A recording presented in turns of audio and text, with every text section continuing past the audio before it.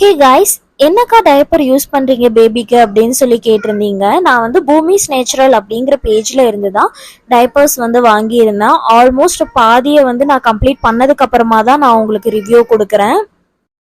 New மாமா இருக்கும்போது பேபிஸ்க்கு வந்து கம்ஃபர்டபுளாகவும் அவங்களுக்கு ஏதோ இச்சிங்கோ ரேஷஸோ வராத மாதிரி இருக்கணும் அப்படின்னு சொல்லி தேடி தேடி வந்து நம்ம ஒவ்வொரு ப்ராடக்ட்டுமே வாங்குவோம். அந்த மாதிரி நான் தேடிட்டு இருக்கும்போது தான் இவங்களோட பேஜ் வந்து என்னோட கண்ணில் பட்டுச்சு.